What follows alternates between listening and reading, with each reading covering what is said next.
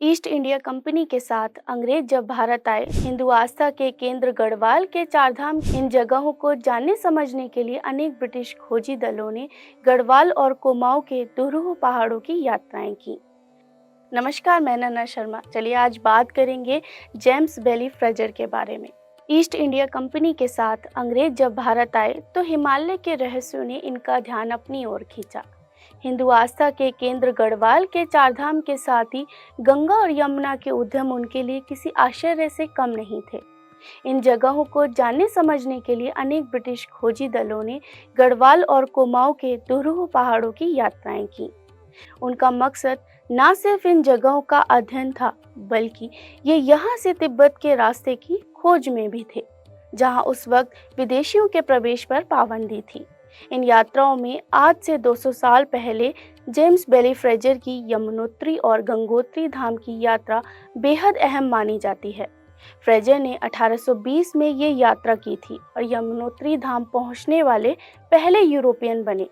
तब फोटोग्राफी संभव नहीं थी, लेकिन एक चित्रकार के रूप में फ्रेजर ने अपने पूरे यात्रा रूट के कई चित्र बनाए, जिनके जरिए दुनिया ने सबसे पहले इस हिमालयी इलाके को समझना शुरू किया। ऐतिहासिक दस्तावेजों में यह वृत्तांत account of a journey to the sources of Jamuna and Bhagirathi river शीर्षक से संरक्षित है। हिमाचल प्रदेश के रामपुर बूशहर से शुरू हुई इस यात्रा में सन 1820 जुलाई महीने के शुरुआती दिनों फ्रेजर अपने दल के साथ केदारकांठा की तलहटी से होते हुए गुडियात गांव पहुंचे। अपनी यात्रा वृत्तांत में उन्होंने रामासराय का जिक्र भी किया और इस जगह को गढ़वाल की सबसे बेहतरीन जगह बताया। इसके बाद वे यमुना घाटी में मुंगरागढ़ के नजदीक उतरे, जहां से बनाल होते हुए डख्यात गांव में उन्होंने पड़ाव डाला। अपनी रिपोर्ट में उन्होंने इस गांव को काफी साफ सुथरा और सुनियोजित बताया है।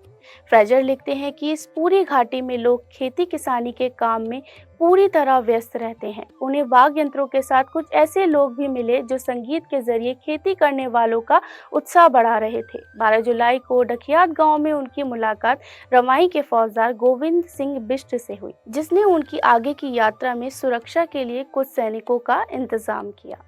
तब गोरखा शासन खत्म हो चुका था और यह इलाका टिहरी रियासत का हिस्सा बन गया था, लेकिन स्थानीय समाज के सामने आत्मसमर्पण कर चुके गोरखा सैनिकों की मौजूदगी अब भी थी।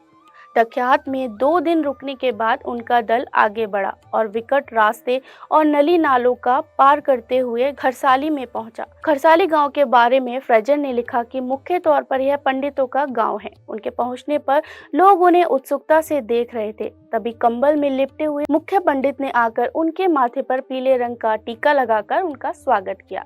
उसके बाद यहाँ उत्सव का माहौल हो गया। पुरुष एक दूसरे की कमर में हाथ डालकर पंक्तिबद्ध होकर गीत गाते हुए नृत्य करने लगे। जरूरी कामकाज करने के बाद महिलाएं भी उनके साथ शामिल हो गईं।